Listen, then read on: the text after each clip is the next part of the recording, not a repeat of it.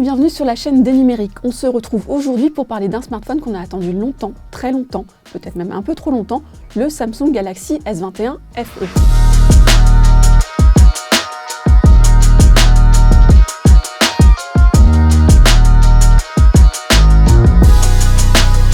Ce Galaxy S21 FE succède à un S20 FE qui était sorti à l'automne 2020, donc ça date un petit peu, et ce smartphone fait partie des best-sellers de Samsung. Il en a vendu 10 millions d'exemplaires, ce qui constitue une excellente performance.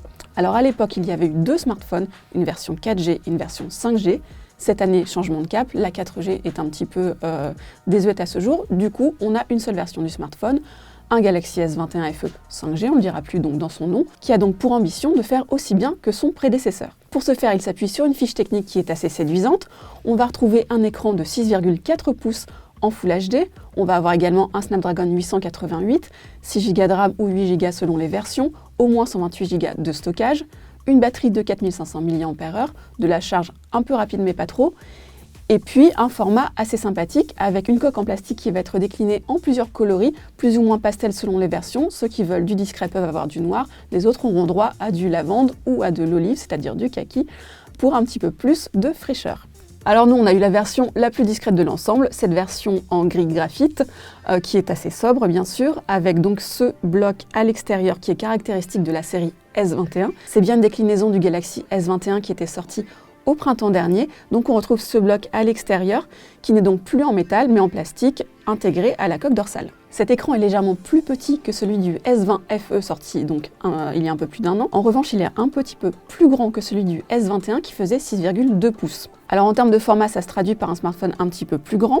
Voilà, il pourra sembler un peu grand pour ceux qui ont de petites mains, mais dans l'ensemble, il est dans la moyenne des smartphones actuels et il est assez agréable à utiliser au quotidien. Cette dalle, plus grande que celle du S21, se comporte très bien sous nos sondes. On a mesuré une luminosité équivalente à celle du Galaxy S21, c'est-à-dire un petit peu plus de 850 candela par mètre carré. C'est excellent. On a un bon contraste. On a également une bonne colorimétrie sous réserve de paramétrer l'écran. En général, Samsung aime bien les couleurs assez vives et saturées. Il faut passer par un mode d'affichage plus naturel pour profiter d'une calibration beaucoup plus convaincante. Ce qu'il faut rappeler, c'est que le Snapdragon 888 succède à l'Exynos 2100 du Galaxy S21. Il produit des performances de très bonne qualité qui sont d'ailleurs quasiment comparables à celles du Galaxy S20 FE sorti quand même il y a un an et demi. Elles étaient déjà de haute volée, il n'y aura pas de déception à avoir dessus, vous pourrez jouer sans aucun problème, on aura peut-être un petit peu de chauffe, mais à part ça, aucun souci. Changement de puce oblige, on a aussi un changement en termes d'autonomie. Alors le S20 FE avait été très bien là-dessus, on tenait à peu près une vingtaine d'heures d'usage, tandis que le S21, qui avait une batterie de 4000 mAh, offrait des performances assez moyennes sur ce sujet. Eh bien le S21 FE fait à peu près pareil que le S21, c'est-à-dire qu'on a tenu sur notre protocole environ 13 heures. Pour vous donner un ordre d'idée, ces 13 heures, ça correspond à une journée d'usage, mais pas vraiment plus. C'est assez décevant, on a quand même des smartphones qui tiennent beaucoup plus longtemps à l'heure actuelle. Et ce, malgré d'ailleurs une batterie plus grosse, on le rappelle, que celle du Galaxy S21. Point noté à ce sujet, le chargeur n'est plus fourni avec le S21 FE, contrairement à son prédécesseur. Il faudra donc utiliser un chargeur que vous avez déjà ou en acquérir un en marge de votre téléphone. Côté charge sans fil, on a toujours du 15 watts, donc il faudra être patient si vous voulez charger votre smartphone sans fil. On parlait d'autonomie ici, il y a quand même un point à rappeler, on a toujours un écran 120 Hz, pas adaptatif, donc on a le choix entre du 120 Hz qui est défini par défaut ou du 60 Hz. C'est aussi un des éléments qui peuvent jouer sur l'autonomie du smartphone. Et donc sur ce point, il n'y a pas de changement.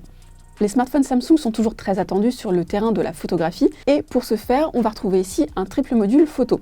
Alors le Galaxy S21 FE a le droit à un capteur principal de 12 mégapixels, un capteur secondaire avec ultra grand angle de 12 mégapixels également, et puis un zoom avec son capteur de 8 mégapixels. Vous allez me dire, ça ne change pas par rapport au S20 FE et vous avez raison. En termes de résultats, ça se ressemble beaucoup. Et ça ressemble également beaucoup à ce qu'on va retrouver avec un Galaxy S21 standard, c'est-à-dire qu'avec le grand angle, on aura des résultats de bonne qualité et quasiment identiques à ceux du S21. C'est plutôt une bonne nouvelle. Les seuls changements qu'on va vraiment retrouver, ça va être au niveau du téléobjectif. On a donc une optique équivalente à 76 mm, ça nous permet d'avoir un zoom par 3. C'est ce qu'on avait avec le S20 FE. Et les résultats sont à peu près équivalents également. On perd en qualité bien sûr, surtout de nuit où les résultats se dégradent nettement. Mais sinon, on a quand même des photographies qui sont assez satisfaisantes, quels que soient les modules utilisés. Alors à la lumière de tout ça, vous allez me dire, mais quel est l'intérêt de ce S21 FE par rapport au S21 tout court, ou par rapport même au S20 FE sorti 1 an et demi plus tôt? Alors déjà parce que c'est un bon smartphone, si on accepte cette affaire d'autonomie, il se comporte très bien sur tous les points de test que nous avons pu évaluer. Alors il a un atout pour lui, c'est qu'il sort plus tard et qu'il sort sous Android 12, avec aussi l'interface One UI 4. Il aura donc des mises à jour qui vont durer normalement pendant 3 ans à peu près. Ça va lui permettre aussi d'être utilisable pendant plus longtemps qu'un S20 FE qui lui est en promo à peu près tout le temps et qu'on trouve à beaucoup moins cher. Ça va donc prolonger sa durée de vie. One UI 4, on le rappelle, intègre les nouveautés d'Android 12. On va notamment retrouver toutes les options liées à la gestion de la vie privée, par exemple le panneau de gestion des autorisations. On va aussi avoir ce petit témoin lumineux dans le coin supérieur droit de l'écran qui va vous permettre de savoir si la caméra ou le microphone peuvent être utilisés par l'application que vous utilisez. Voilà, on a toutes ces petites nouveautés qui ont été intégrées en marge de légères refontes d'interface qui sont quand même assez discrètes. Alors, est-ce qu'il faut l'acheter ou pas ? La réponse sera un petit peu mitigée. Si vous êtes vraiment fan de l'écosystème Samsung, de l'interface Samsung, on peut vous le conseiller sans problème. En revanche, si vous n'êtes pas trop stressé à l'idée de ne pas avoir des mises à jour pendant aussi longtemps qu'avec ce nouveau téléphone, peut-être qu'on peut vous conseiller de vous contenter du S20 FE qu'on trouve à moindre prix aujourd'hui et qui fera encore très très bien le job à l'heure actuelle, voire de vous tourner vers le S21 standard qui lui aussi reste extrêmement pertinent à ce jour. La question qui se pose également, c'est est-ce que ce S21 FE a un sens alors même que la série S22 devrait être présentée d'ici quelques semaines? C'est là peut-être la difficulté majeure de ce smartphone qui, on l'espère, aura un prix vraiment inférieur à la série S22 pour avoir encore du sens sur le marché. Donc finalement, le point majeur à retenir de tout ça, c'est qu'il s'agit d'un bon smartphone, mais qui sort tardivement. Alors on ne peut pas forcément faire le reproche à Samsung, qui, comme d'autres, subit les effets de pénurie de composants et a dû vraisemblablement décaler la sortie de son appareil, quitte à avoir des difficultés à l'écouler par la suite. On attendra aussi les différentes baisses de prix qui généralement interviennent assez rapidement sur ce type de produit et qui peut-être en fera un très bon rapport qualité-prix dans les mois à venir. Voilà, c'est tout pour cette vidéo. J'espère qu'elle vous a plu et qu'elle aura répondu à vos interrogations. N'hésitez pas à nous faire part de vos questions si vous en avez et à nous dire ce que vous pensez de ce smartphone. On se retrouve quant à nous pour d'autres vidéos et puis à bientôt.